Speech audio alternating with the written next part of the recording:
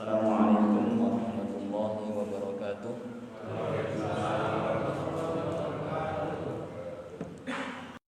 Alhamdulillah, nahmaduhu wa nasta'inuhu wa nastaghfiruh wa na'udzu billahi min syururi anfusina wa min sayyiati a'malina. May yahdihillahu fala mudilla lahu wa may yudlil fala hadiya lahu.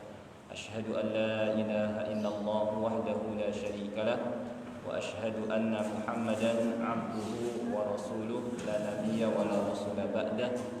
Allahumma salli wa sallim ala nabiyyina Muhammad wa ala alihi wa sahbihi wa man tabi'a hudah ila yaumil qiyamah, amma ba'd. Puji serta syukur kita panjatkan kehadirat Allah Subhanahu wa taala yang tidak henti-hentinya melimpahkan kepada kita semua nikmat-nikmatnya, terutama adalah nikmat Islam. Demikian pula nikmat taufik, dimudahkan kita oleh Allah Subhanahu wa taala untuk dapat menjalankan ajaran-ajaran agamanya, yang diantaranya adalah salat subuh berjamaah yang barusan sudah kita lanjutkan, yang barusan kita sudah kerjakan. Ya, kita minta kepada Allah Subhanahu wa taala agar Dia menerima amal ibadah yang telah kita kerjakan. Amin amin ya rabbal alamin. Salawat dan salam tidak lupa kita sampaikan kepada Nabi kita, Nabi Muhammad sallallahu alaihi wasallam, kepada keluarganya, para sahabatnya, dan orang-orang yang mengikutinya hingga hari kiamat. Ya. Sebelum saya memulai materi, mungkin saya ucapkan taqabbalallahu minna wa minkum. Semoga Allah Subhanahu wa taala menerima amal ibadah yang telah kita kerjakan di bulan Ramadan dan minal aidin wal faizin, ya. Seperti yang tadi disampaikan, bahwa materi yang akan kita pelajari pada kesempatan ba'da subuh ini adalah al-fawaid, ya. Al-fawaid ini bentuk jamak dari kata faedah. Faedah artinya hal-hal yang penting, hal-hal yang perlu kita ketahui, itu faidah, ya. Jamaknya al-fawaid.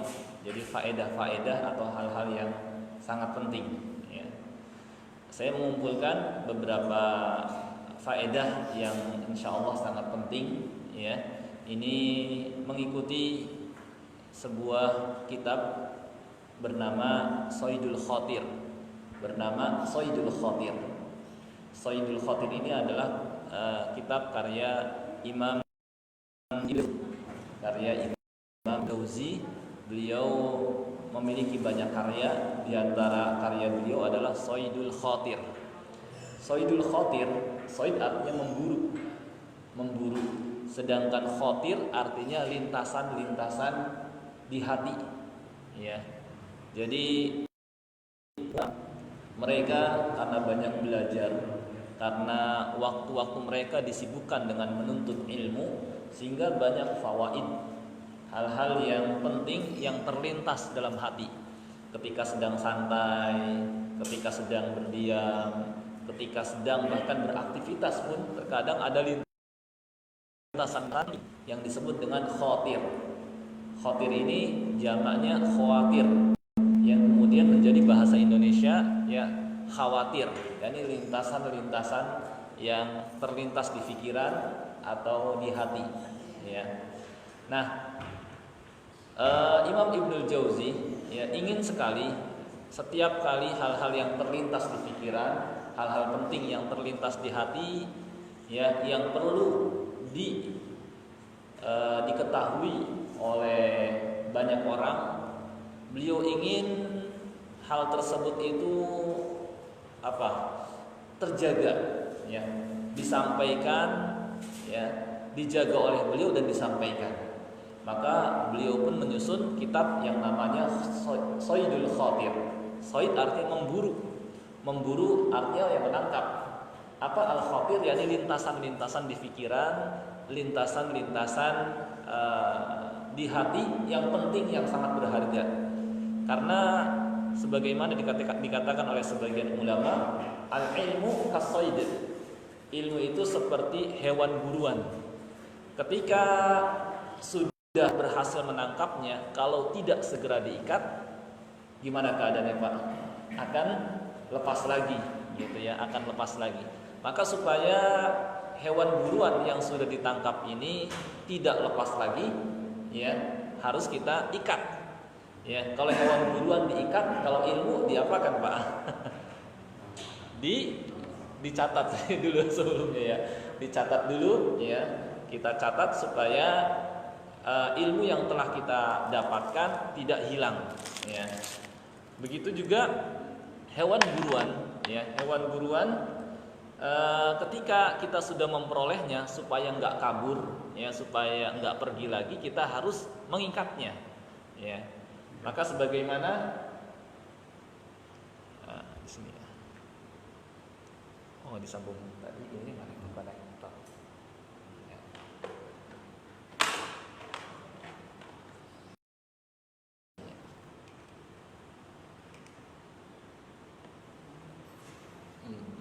Dua-duanya ya.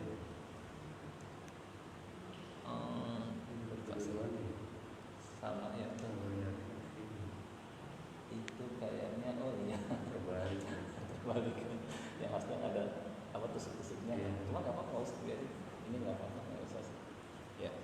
Jadi ilmu itu seperti hewan buruan yang kalau kita ingin nggak hilang maka segera dicatat.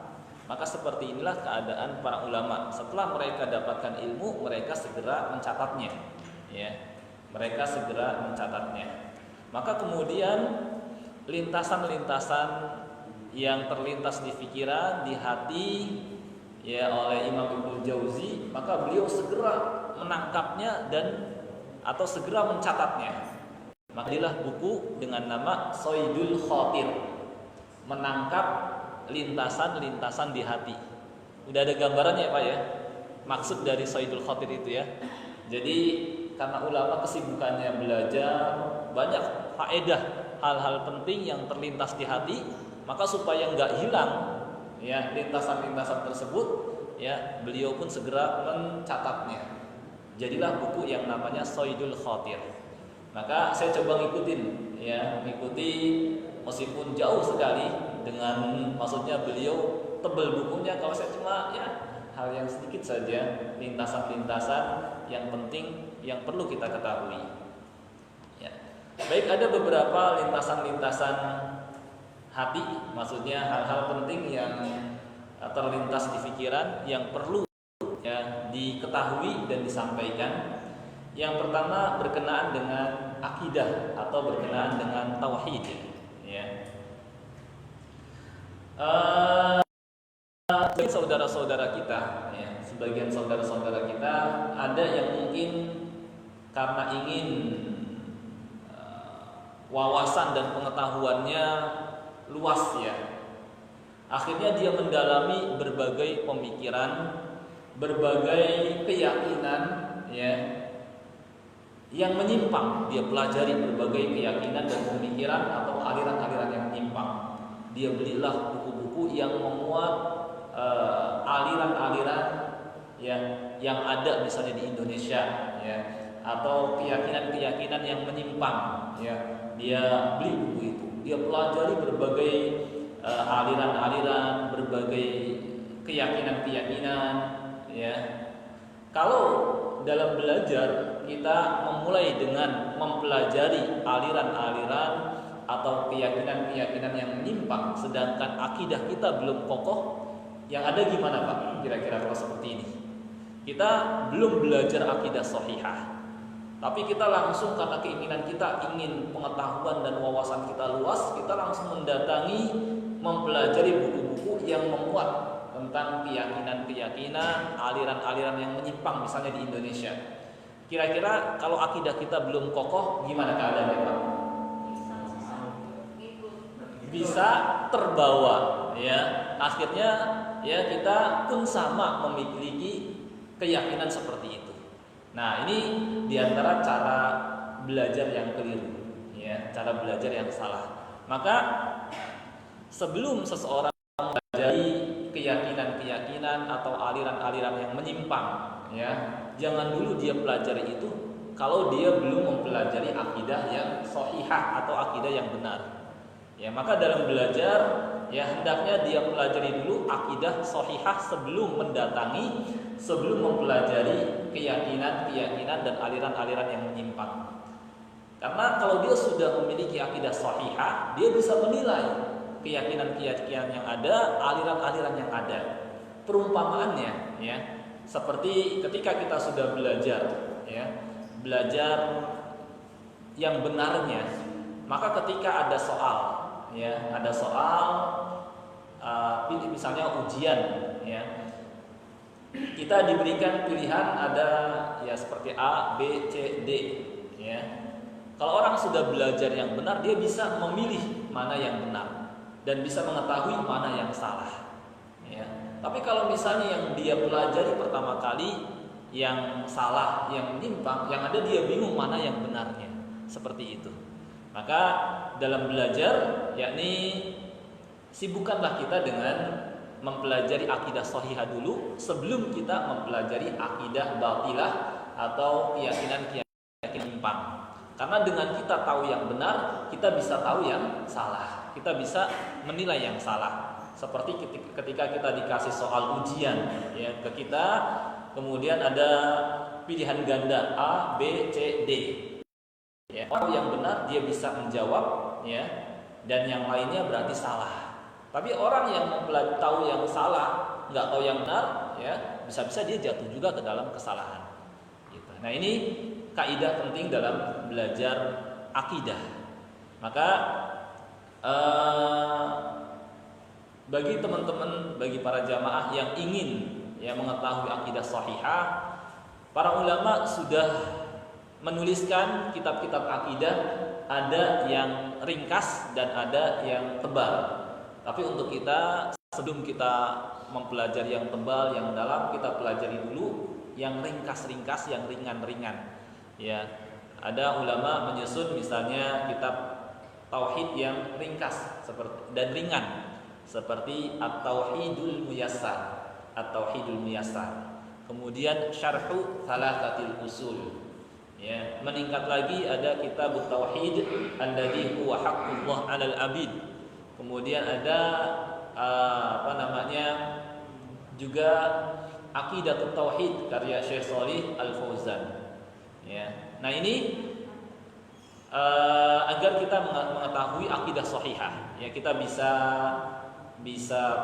beli buku-buku tersebut yang sudah banyak di toko-toko buku Islam, sudah diterjemahkan pula. Dan kalau mungkin kita, karena mungkin keuangan kita lebih kita fokuskan misalnya buat dapur dulu ya, meskipun sebenarnya sangat penting juga, tapi mungkin kebutuhan mendesak kita harus buat dapur dulu misalnya ya, kita bisa di internet ya. Dan saya ada tulisan akidah sahihah di blog, meskipun gratisan ya, blogspot ya, wawasan tanpa spasi, wawasan keislaman.blogspot.com ya, masih gratis, tapi insyaallah ya banyak materi-materi akidah sahihah di sana ya. Kalau ini koneksi tadi itu bisa saya tampilkan di bagian akidah dan manhaj, bisa belajar secara tertib di situ, atau di HP bapak-bapak dan ibu sekalian, nanti misalnya ketika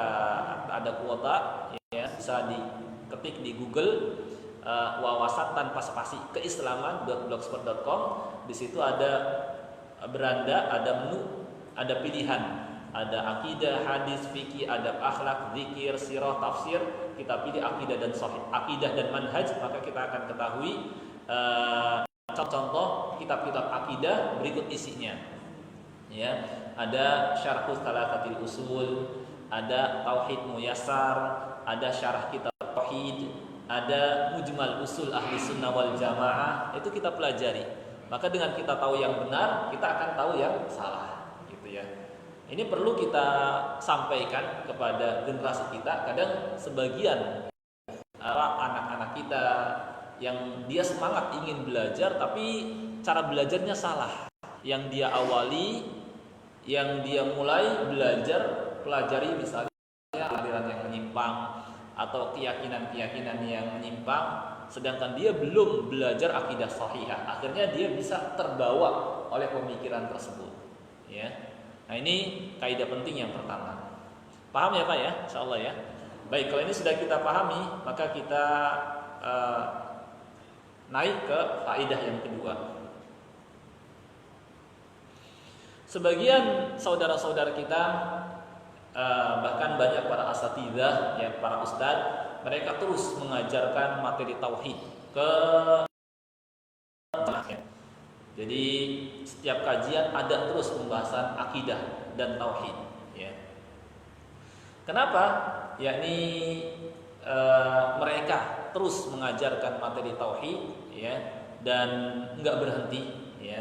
Di samping tentunya juga mengajarkan materi-materi yang lain seperti fikih, hadis, kemudian misalnya tafsir ataupun materi lainnya. Kalau kita perhatikan, ya, kenapa mereka, ya demikian pula para ustadz-ustadz yang lain, mereka terus mengajarkan materi tauhid, ya, ada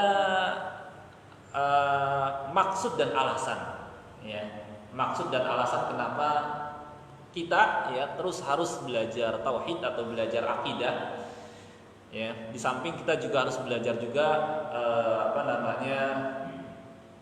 materi-materi lain dalam agama ini, karena agama ini terdiri dari akidah dan syariat. Ada pembahasan akidah, ada pembahasan syariat. Syariat seperti di kitab-kitab fikih, ada thaharah, ada ibadah salat, ya, kemudian zakat, puasa, haji, ada muamalah dan seterusnya. Tapi kita pun terus harus belajar tauhid juga. Alasannya adalah agar pertama kita dapat istiqomah di atas tauhid, ya. Jadi karena ketika seseorang terus diingatkan materi tauhid, ya, maka insya Allah dia akan istiqomah di atas tauhid. Yang keutamaan apabila seseorang istiqomah, ya, di atas tauhid sampai meninggal dunia, kata Allah Subhanahu wa taala, innal ladzina qalu rabbunallah tsumma istaqamu fala khaufun 'alaihim wala hum yahzanun. Sesungguhnya orang-orang yang menyatakan Rabb kami adalah Allah, kemudian mereka istiqomah di atas pernyataan itu, di atas tauhid, ya, fala khaufun 'alaihim, maka mereka tidak perlu khawatir terhadap hal yang akan terjadi di masa mendatang setelah mereka meninggal dunia, di alam kubur, di alam akhirat, ya, nggak perlu khawatir karena Allah Subhanahu wa taala akan lindungi, akan jaga dia. Ini keutamaannya. Walahum yahzanun, mereka juga tidak perlu berduka cita atau bersedih terhadap hal yang mereka tinggalkan setelah mereka meninggal dunia. Ada harta yang mereka tinggalkan, ada keluarga, anak dan istri, kerabat, teman, nggak bersedih karena Allah Subhanahu wa taala akan gantikan dengan yang lebih baik atau akan mempertemukan dengannya ketika dia dengan mereka sama-sama di atas tauhid. Ini faedah yang pertama, kenapa terus kita mengajarkan materi tauhid adalah agar kita istiqomah di atas tauhid, ya. Bahkan dalam ayat lain Allah Subhanahu wa taala berfirman, innal ladzina qalu rabbunallah tsumma istaqamu tatanazzalu 'alaihimul malaikatu alla takhafu wa la tahzanu wa abshiru bil jannati allati kuntum tu'adun. Sesungguhnya orang-orang yang menyatakan Rabb kami adalah Allah, kemudian mereka istiqomah. Istiqomah tidaklah dicapai kecuali kalau sering dan terus-menerus diajarkan, disampaikan, ya. Maka tatanazzalu 'alaihimul malaikah. Nanti ketika akan meninggal dunia, para malaikat akan turun kepada mereka, malaikat maut beserta para pembantunya, ya, turun memberikan kabar gembira. Allah takhafu, enggak usah khawatir. Ditenangkan, ya, di mana seseorang ketika akan meninggal dunia penuh dengan ketakutan, kekhawatiran kalau nanti dia akan gimana. Maka para malaikat akan turun menyampaikan kabar gembira, membisikkan kepadanya Allah takhaf, enggak usah khawatir. Wala tahzanu, juga enggak perlu bersedih terhadap hal yang akan kau tinggalkan. Wa abshiru, dan bergembiralah bil jannah, dengan surga allati kuntum tu'adun, yang telah dijanjikan kepadamu. Ya. Nah, maka kenapa mungkin sebagian asatidzah mereka terus mengajarkan materi tauhid di samping mengajarkan materi-materi yang lain, dan kenapa kita perlu juga, ya, belajar tauhid? Di antaranya yang pertama adalah agar kita istiqomah di atas tauhid. Yang kedua, adalah agar kita diberikan keteguhan oleh Allah Subhanahu wa taala di dunia dan di akhirat. Ya. Di dunia diistiqomahkan dan di akhirat terutama di alam kubur ya dibantu oleh Allah Subhanahu wa taala saat kita menghadapi fitnah kubur atau ujian ketika dikubur, yaitu ketika didatangi oleh malaikat Munkar dan Nakir, ditanya tentang siapa Rabb kita, apa agama kita, dan siapa nabi kita. Allah Subhanahu wa taala teguhkan ya. Kata Allah Subhanahu wa taala, yuthabbitullahu alladhina amanu bil qawli tsabiti fil hayatid dunya wa fil akhirati wa yudhillullahu adh-dhalimin. Allah akan meneguhkan iman orang-orang yang beriman dengan ucapan yang teguh, yakni kalimat tauhid. Al-qaulu tsabit di ayat ini sebagaimana dalam kitab-kitab tafsir adalah kalimat tauhid. Allah akan teguhkan, istiqomahkan dalam kehidupan dunia ketika banyaknya fitnah, banyaknya cobaan, banyaknya godaan, banyaknya yang dapat membawa dia kepada kesengsaraan, dia akan istiqomah ya. Wa fil akhirah, demikian pula di akhirat. Akhirat di sini adalah di alam barzakh, di kubur ya. Allah akan teguhkan sehingga dia mampu menjawab pertanyaan malaikat Munkar dan Nakir ketika bertanya kepadanya, "Man rabbuka?" Dia akan menjawab, "Allahu Rabbi," Allah Rabbku. "Man nabiyyuk?" Siapa nabimu? Dia akan jawab, "Muhammad Nabi sallallahu alaihi wasallam." Ditanya lagi, "Ma dinuk?" Apa agamamu? Dia akan menjawab, "Al-Islamu dini," Islam agamaku. Ya, ini karena apa? Karena dia menjaga tauhid. Yuthabbitullahu alladziina amanu bil qauli tsabit. Dengan ucapan yang teguh, yakni kalimat tauhid. Ini faedah yang kedua. Kenapa kita harus kita terus belajar tauhid? Di antaranya adalah agar Allah berikan kepada kita keteguhan di dunia dari berbagai macam fitnah ya, dan di akhirat, yakni di alam kubur ketika ada fitnah kubur didatangi oleh malaikat Munkar dan Nakir. Ya. Faedah yang ketiga, kenapa kita terus belajar tauhid adalah ya agar kita dapat mentauhidkan Allah Subhanahu wa taala dengan sebenar-benarnya atau dapat memurnikan tauhid kita. Ya. Jadi seseorang tidak bisa memurnikan tauhid atau mentauhidkan Allah sebenar-benarnya kecuali dengan apa? Dengan dia terus belajar tauhid. Ya, di mana dalam ilmu tauhid itu diajarkan misalnya hal-hal yang dapat merusak tauhid, hal-hal yang dapat mengurangi kesempurnaan tauhid, sehingga dia tahu, sehingga dengan begitu dia jaga tauhidnya dari yang merusak tauhidnya, dari yang mengurangi kesempurnaannya. Nah, dengan begitu dia bisa mentauhidkan Allah atau memurnikan tauhid semurninya. Apa faedahnya kalau seseorang di dunia memurnikan tauhid atau mentauhidkan Allah semurni-murninya? Kata ulama, yaitu Syekh Muhammad bin Abdul Wahhab dalam kitab tauhidnya, beliau mengatakan bab man haqqaqa tauhid kata bi ghairi hisab ya wala adzab ya. Bahwa barang siapa yang memurnikan tauhid semurni-murninya, seseorang tidak bisa memurnikan tauhid semurni-murninya kecuali dengan dia menjaga tauhidnya dari yang merusak tauhid itu atau membatalkannya, dan dari yang mengurangi kesempurnaan tauhid itu. Yang dapat merusak tauhid atau membatalkannya seperti syirik besar, yang dapat mengurangi kesempurnaan tauhid seperti syirik kecil. Nah, siapa yang jaga tauhidnya semurni-murninya, maka dia bakal masuk ke dalam surga tanpa hisab dan tanpa azab.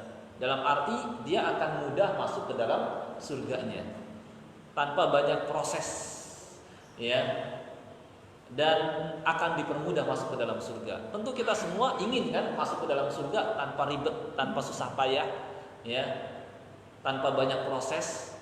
Tentu kita semua ingin, dan itu bisa dicapai kalau kita memurnikan tauhid semurni-murninya. Dan supaya kita bisa memurnikan tauhid semurni-murninya, maka kita harus terus belajar yang namanya tauhid. Ya.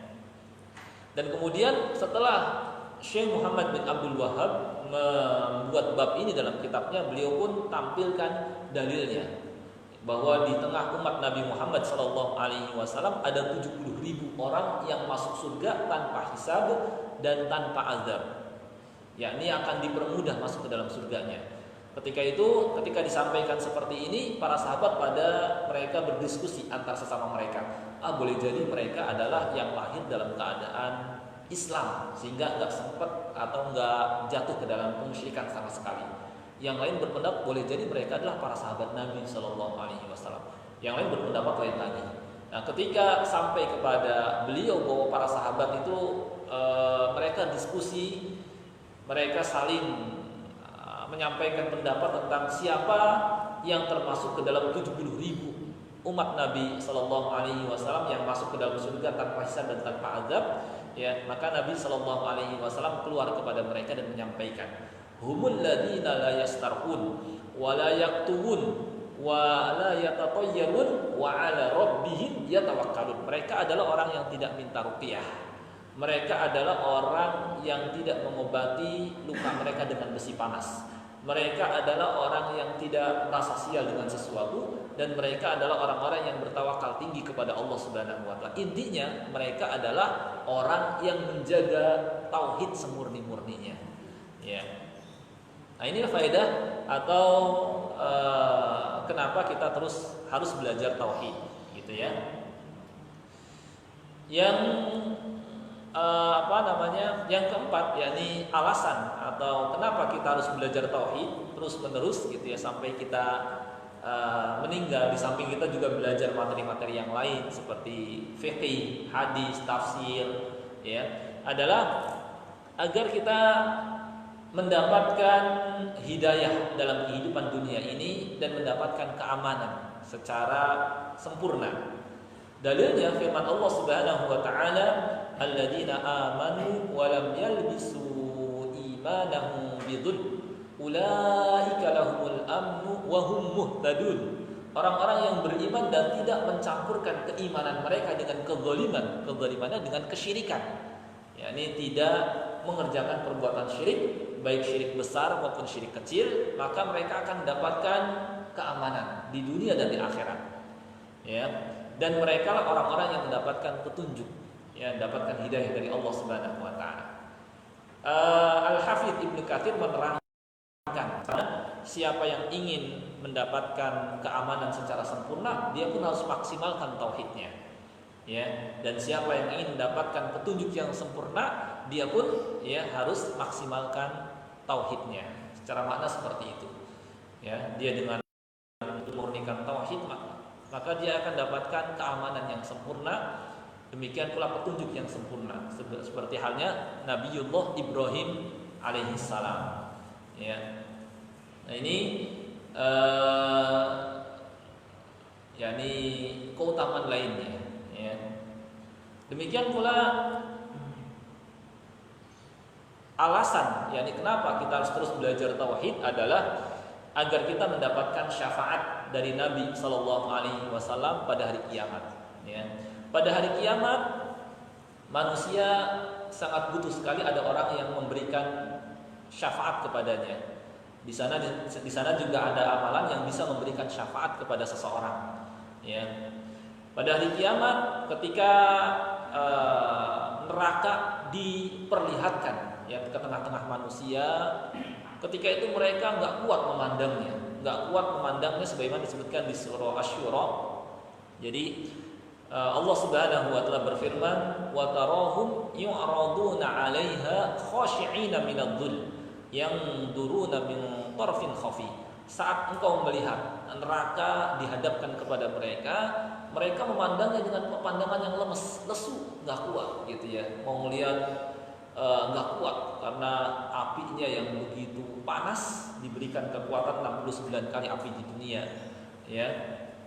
Jadi jangankan masuk, mendekat saja udah nggak siap tuh.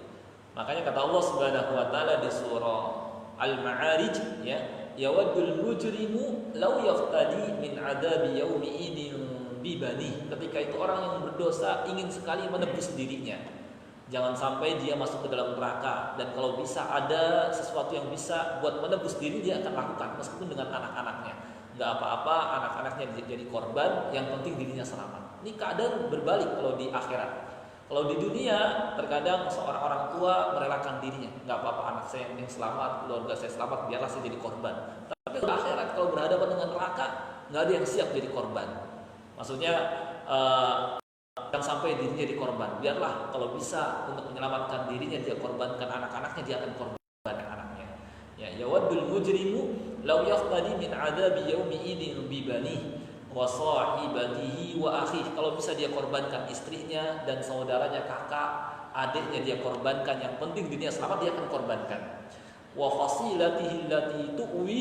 Demikian pula kalau dia untuk menyelamatkan dirinya, dia harus korbankan keluarga besarnya, dia akan korbankan. Wa man fil ardi jami'an tsumma yunji. Bahkan kalaupun harus korbankan semua orang yang ada di muka bumi, dia akan korbankan. Karena saking enggak siapnya mendekati api neraka, apalagi sampai masuk ke dalamnya. Ya. Maka dia akan cari yang bisa memberikan syafaat. Ya. Di antara amalan yang dapat memberikan syafaat seperti puasa, ya, Al-Qur'an. Ini orang yang berpuasa akan sangat beruntung sekali, bergembira sekali, karena akan membelanya. As-siyam wal Qur'an yashfa'ani lil 'abdi. Puasa dan Al-Qur'an akan memberikan pembelaan kepada seorang hamba pada hari kiamat. Yaqulu siyam, puasa Rabbi mana'tu ta'am syarab fin nahar fasyafi'ni fi. Ya Rabbi, dulu ketika di dunia saya cegah dia dari makan, dari syahwatnya, izinkan saya bela dia. Al-Qur'an juga akan datang kepada Allah, memberikan pembelaan kepada ya Rabbi, dulu ketika di dunia saya cegah dia dari tidur di malam hari karena membaca kitabmu, maka izinkan saya bela dia. Fa yusyafa'an, maka diberikan izin untuk membelanya, maka dia pun bergembira, akhirnya enggak jadi masuk ke dalam neraka. Demikian pula di samping ada amalan yang memberikan syafaat, ya, di samping tadi puasa, Al-Qur'an, Iqra'ul Qur'an fa innahu ya'ti yaumal qiyamah syafi'an li ashabi, ada juga yakni orang yang memberikan syafaat seperti para nabi alaihi wassalatu wassalam, dan yang diberikan izin untuk memberikan syafaat kubro atau syafaat uzma adalah nabi kita Muhammad sallallahu alaihi wasallam. Ketika itu beliaulah ya seorang yang diizinkan oleh Allah Subhanahu wa taala memberikan syafaat, ya. Saat manusia berada di padang mahsyar, ketika itu matahari didekatkan jaraknya 1 mil. 1 mil kalau ukuran jarak itu 1,5 kilometer lebih sedikit, 1.608 meter. Berarti kalau kita di sini matahari misalnya di underpass, disitulah mungkin ya, mungkin itu 1,5 kilometer udah lebih atau kurang ya sekitar itulah misalnya. Maka manusia ketika itu merasakan kepanasan, ya, sehingga ada yang keluar keringatnya sampai semata kaki, ada yang selutut, ada yang sepinggang, bahkan ada yang dibanjiri oleh keringatnya. Ya, ketika itu ada 7 golongan yang mendapatkan naungan dari Allah Subhanahu wa taala, enggak kepanasan. Ya, ada 7, ada pemimpin yang adil, kemudian seorang yang tumbuh di atas beribadah kepada Allah, dan seterusnya. Nah, setelah manusia merasakan penderitaan yang luar biasa, mereka pun mendatangi para nabi. Mendatangi Nabi Adam merasa siap kepada mereka.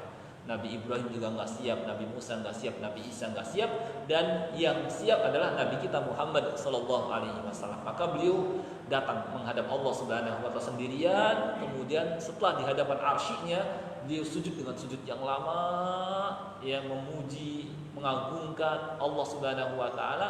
Kemudian Allah berfirman, ya Muhammad, wahai Muhammad, irfa' ra'sak, angkatlah kepalamu, wasal tu'ta, mintalah engkau akan dikasih. Maka Nabi Shallallahu Alaihi Wasallam mengangkat kepalanya dan minta kepada Allah Subhanahu Wa Taala. Ya, ketika itu beliau minta kepada Allah agar urusan manusia ya diselesaikan, penderitaan mereka diselesaikan. Nah, dalam hadis Nabi Shallallahu Alaihi Wasallam menyatakan as'adun nasi bisyafaati yaumal qiyamah, orang yang paling bahagia, beruntung mendapatkan syafaatku nanti pada hari kiamat. Qala la ilaha illallah khalisan min qalbi au nafsi, ya. Orang yang menyatakan la ilaha illallah dengan ikhlas dari hatinya atau dari dalam dirinya. Nah, ini utama mempelajari tauhid dan mengamalkannya, bahwa orang tersebut ya akan menjadi orang yang paling berhak mendapatkan syafaat Nabi Sallallahu Alaihi Wasallam. Ya, nah inilah kenapa kita dan kenapa sebagian asatidzah mereka terus mengajarkan materi akidah, tauhid, ya, adalah agar tujuan-tujuan ini ya diperoleh, mendapatkan syafaat Nabi Sallallahu Alaihi Wasallam, mendapatkan keamanan dan hidayah, juga diberikan keteguhan dalam kehidupan dunia dan di alam kubur. Demikian juga agar dapat istiqomah di atas agama Allah, ya, dan keutamaan-keutamaan lainnya yang sangat banyak, ya, dan masuk ke dalam surga tanpa hisab dan tanpa azab, ya. Sudah paham ya Pak ya ini ya? Maka kita lanjut ke faedah berikutnya. Ini judulnya mungkin agak kasar ya, mengenal manusia hewani, ya, mengenal manusia hewani. Jadi ada manusia yang seperti hewan, maka disebut dengan manusia hewani atau manusia bahimi, ya. Siapakah mereka? Dalam Al-Qur'an disebutkan di surah Muhammad, walladzina kafaru yatamatta'una wa ya'kuluna kama ta'kulul an'am wan naru mathwal lahum. Orang-orang kafir mereka bersenang-senang, mereka makan seperti halnya hewan, dan nerakalah yang menjadi tempat tinggal mereka. Ya. Ayat yang mulia ini menerangkan kesamaan orang-orang kafir dengan yang mana fokus perhatian mereka hanya tertuju kepada perut dan nafsu saja. Perhatian mereka yang penting bisa makan enak, yang penting bisa hidup enak, yang penting nafsu mereka puas.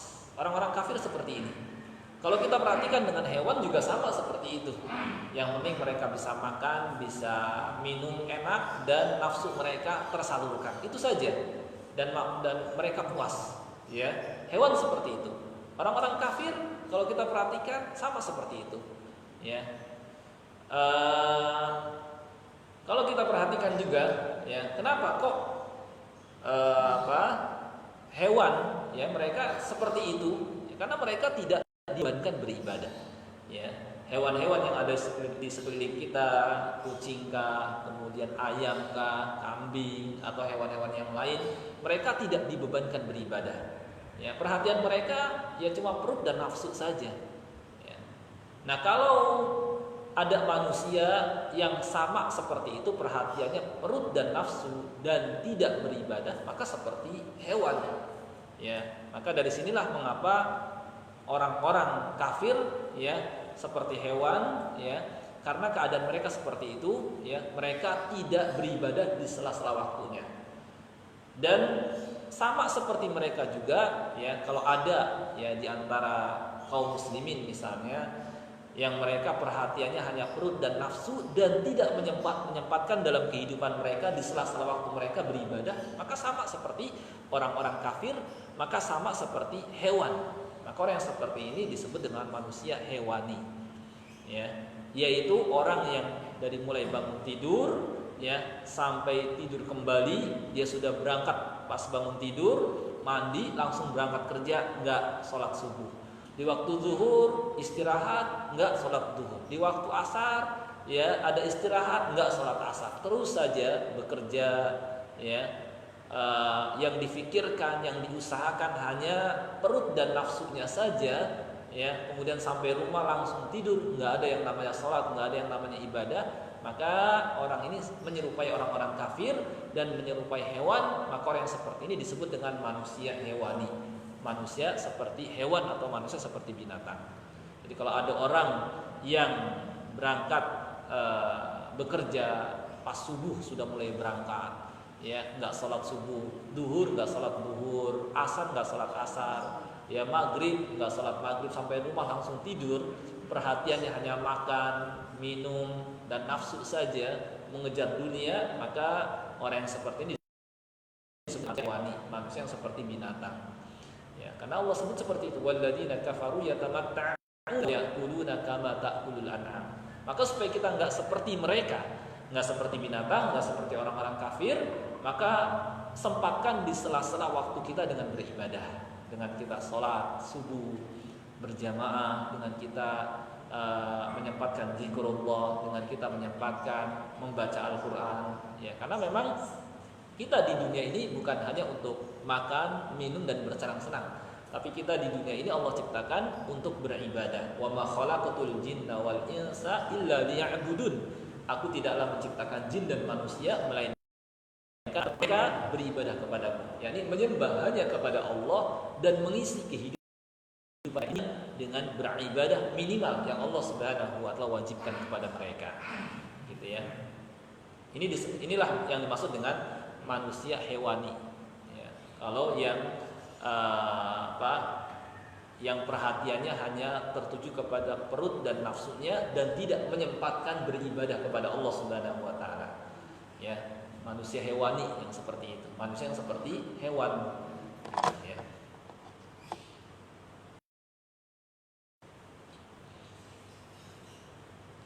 Sedikit lagi,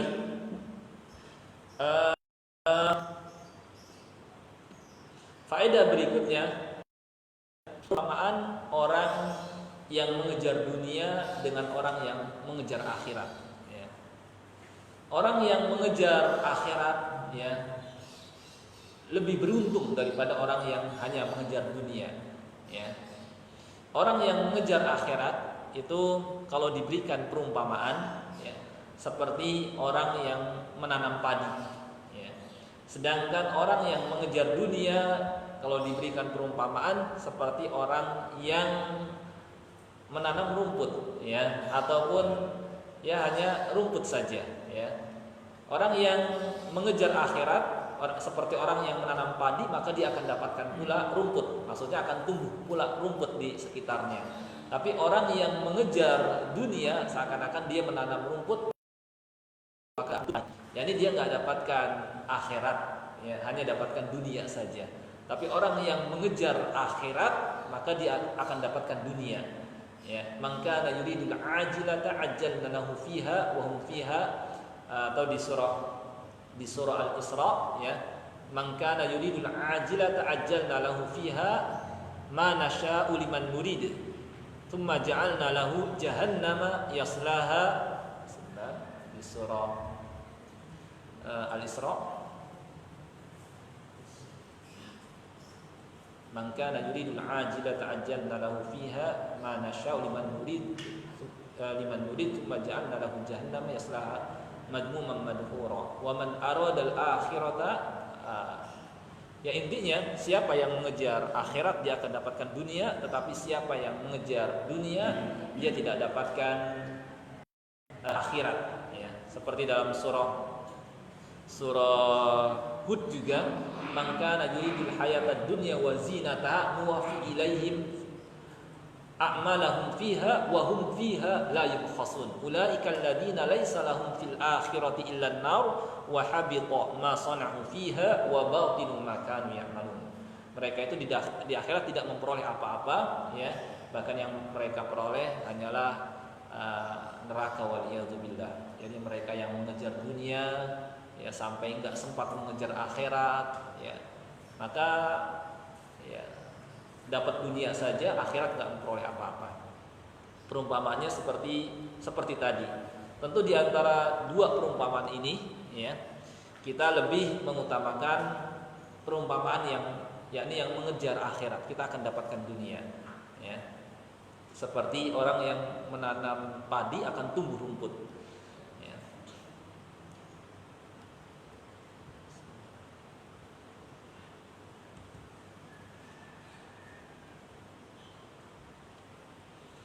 Baik, itu mungkin sekedar perumpamaan saja.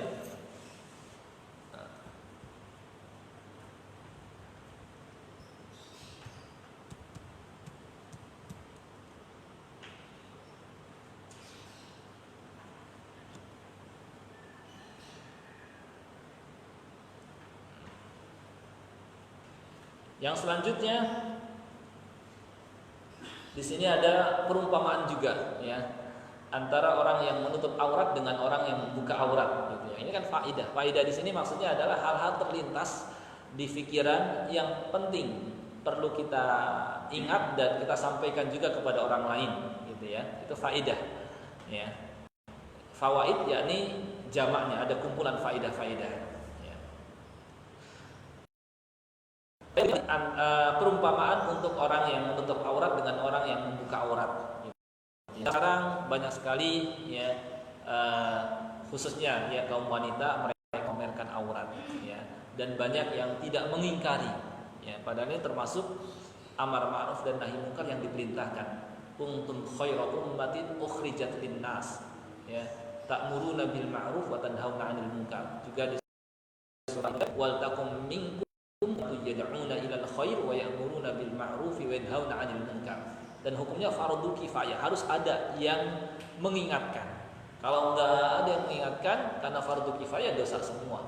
Dan karena tidak ada yang mengingatkan, orang-orang sudah meninggalkan amar ma'ruf dan nahi munkar, maka bisa terancam dalam hadis innan nasa idza ra'awul munkar, manusia ketika melihat kemungkaran falam yughayyiru, dan mereka tidak berusaha merubahnya ya, ausyaka ayyumahumullahu biiqabi minhu, maka bisa saja Allah Subhanahu wa taala meratakan musibah kepada mereka.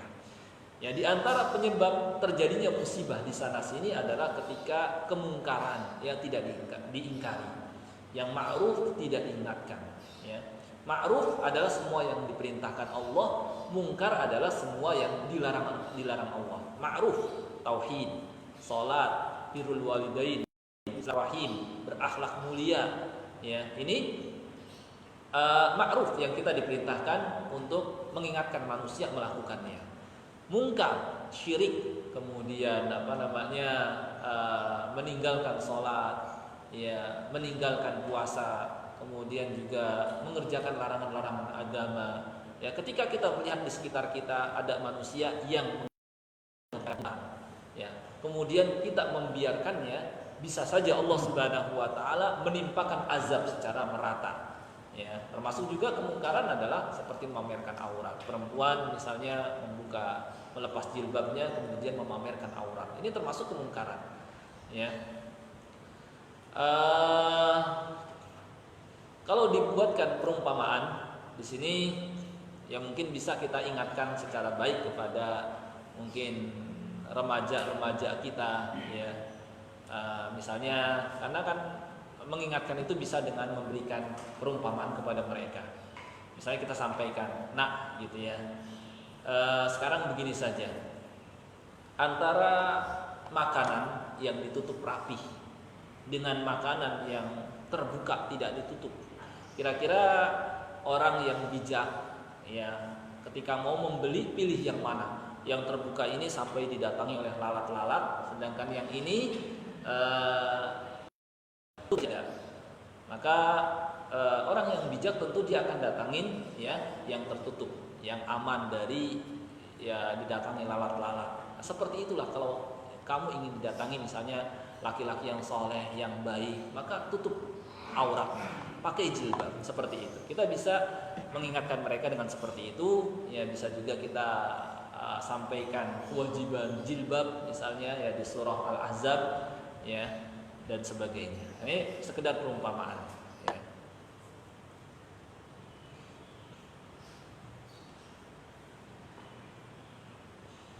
Ya, yang terakhir mungkin ini ada banyak fawaidnya, cuma saya hanya menyampaikan sedikit saja di antaranya. Yang terakhir, perumpamaan untuk orang yang ingin masuk surga tetapi tidak mau beramal soleh. Kita mengetahui dalam kehidupan dunia ini ada sabab dan ada musabab. Itu sudah Allah Subhanahu wa taala tetapkan. Ya, orang kalau ingin jadi orang yang kaya, dia harus bekerja. Ya, apapun jenis pekerjaannya, entah itu dengan berdagang, entah itu dengan berbisnis, entah itu dengan jadi karyawan, entah itu dengan beternak, entah itu pokoknya dia harus bekerja, berusaha. Ya, nggak bisa dia diam tiba-tiba jadi orang kaya. Sebagaimana juga orang kalau ingin jadi orang pintar, dia pun harus belajar. Nggak bisa tiba-tiba langsung pintar, karena Allah keluarkan kita ya dari perut ibu kita dalam keadaan la ta'lamuna syai'a, tidak tahu apa-apa. Maka supaya tahu harus belajar, supaya kaya pun jadi harus bekerja dan berusaha.